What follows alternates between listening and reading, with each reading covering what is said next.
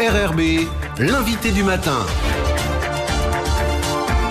Bonjour Jean-François Balin. Bonjour Lionel. Votre invité ce matin, donc Jean-David Naudet, le directeur de l'IEM. Jean-David Naudet, bonjour. Bonjour. Merci d'avoir accepté notre invitation et nous allons commencer avec vous. On va évidemment parler économie par cet accord sur les tarifs bancaires qui a été signé la semaine dernière entre le haut-commissaire, les banques, l'OPT en présence de l'IEM.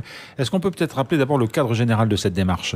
Alors c'est une démarche qui a pris naissance en 2012 avec le constat de très forts écarts de prix dans tout l'outre-mer. C'est pas calédonien spécifiquement. Des très forts écarts des prix entre les tarifs bancaires qu'il y avait dans l'outre-mer et ceux qui étaient constatés en métropole. Et donc il y a eu un processus qui s'est mis en place. Alors la première étape, ça a été de diminuer de 50% l'écart entre ces tarifs. Et puis maintenant, on est depuis 2017 et depuis la loi de programmation, la loi d'égalité réelle de l'outre-mer, dans un processus qui cette fois-ci est spécifiquement calédonien et qui doit voir, d'après la loi, selon la loi, en 3 ans, de 2017 à 2020, le rapprochement des tarifs calédoniens avec ceux de la métropole. Alors de quels tarifs on parle ? Parce qu'on dit qu'il y a une grille de 16 tarifs. Ils ont été déterminés comment ? Et c'est les plus usités, on va dire, les services les plus usités par les usagers ? Alors c'est effectivement une question qu'il faut se poser. En fait, il y a deux listes de tarifs, ce qu'on appelle les tarifs de base. Les tarifs de base, c'est les tarifs les plus simples pour les populations fragiles, souvent, ou en tout cas qui n'ont pas des demandes bancaires importantes. Ces tarifs de base, ils sont au nombre de 12. La plupart sont gratuits, pour dire la vérité, ou assez peu chers. Et puis, il y a une liste des tarifs dits standards. C'est un peu compliqué, mais enfin, le sujet s'y prête.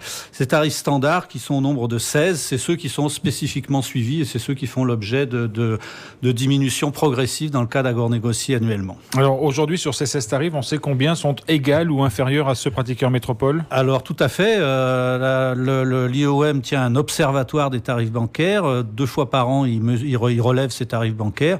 Et le dernier, d'avril 2017, montrait qu'il restait 3 tarifs qui étaient supérieurs parmi les 16, 3 qui étaient supérieurs aux tarifs français et 8 qui étaient inférieurs aux tarifs métropolitains. Et c'est sur ces 3-là que les discussions vont porter, parce que ce sont des rondes de discussion annuelles. C'est sur 2 des 3, parce que le 3e, l'écart est faible, et donc il y en a 2 avec lesquels il reste des écarts relativement importants avec les tarifs métropolitains. C'est sur ces 2-là qu'il est proposé des baisses dans l'accord de concertation qui a été récemment signé.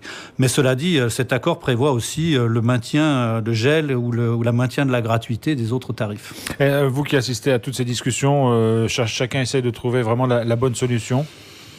Bien sûr, ce qu'il faut voir, c'est que depuis chacun défend ses positions, c'est une négociation. Depuis 2013, je voudrais citer un exemple ou peut-être 2. En 2013, la moyenne calédonienne des frais de tenue de compte, c'est-à-dire les frais qu'une banque vous prend pour tenir vos comptes, c'était 4 000 francs CFP.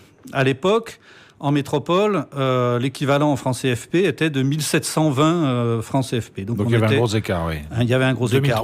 Aujourd'hui, le dernier relevé de l'IEM, c'est 2100 en Nouvelle-Calédonie. Donc on est passé de 4000 à 2100 entre 2013 et 2017. Et en métropole, ça a remonté, c'est 2200. Donc on est maintenant, vous voyez, on a eu des écarts quand même progressivement, des diminutions de prix qui ont été importantes. Alors, il reste 2 tarifs sur lesquels porte l'accord et qui sont encore élevés en Nouvelle-Calédonie, pour des raisons qui peuvent s'expliquer. D'ailleurs, c'est l'abonnement Internet, parce que les coûts Internet sont plus élevés. Et puis, c'est les frais de prélèvement, parce qu'une bonne partie est faite manuellement encore et non pas de manière informatique. Ce qui veut dire que les prix pratiqués aux clients viennent parfois de l'organisation interne des banques et des outils qu'elles ont à disposition. En bonne partie, bien sûr. Il y a la question des économies d'échelle dans le monde bancaire comme dans le reste de l'industrie ou des services se pose en Calédonie. Jean-David Naudet, quand est-ce que ce travail doit se terminer d'une certaine façon ? Quelle est la date butoir pour que l'ensemble des tarifs ait été examinés ? Le but n'est pas d'examiner l'ensemble des tarifs, mais d'avoir des tarifs de base ou des tarifs standards les plus utilisés qui convergent avec les tarifs métropolitains. Donc, d'après la loi en 2020. Après, l'ensemble des tarifs, il y en a plus de 100 des tarifs bancaires. Et les banques offrent un détail de services selon leurs clients très important. Mais on pourra dire que sur les services principalement utilisés, un gros travail aura été fait en 5 ans. Exactement. Avec vous, Jean-David Naudet, puisqu'on vous reçoit ce matin et qu'on a parlé de cet accord sur les tarifs bancaires, pour 2019, parce qu'on attend donc encore un dernier round, si j'ai bien compris, jusqu'en 2020. Un mot peut-être de la situation économique générale en Nouvelle-Calédonie. Où est-ce qu'on en est aujourd'hui? Quels sont les éléments que vous avez à votre disposition? Alors nous, on est toujours un petit peu en retard sur l'actualité. On traite le deuxième trimestre 2018 actuellement. Un petit retard. Sur le deuxième trimestre 2018, l'impression générale qui se dégage, c'est celle de la stabilité. Notre indicateur de climat des affaires avait marqué une petite baisse au premier trimestre, qui est remontée au deuxième trimestre.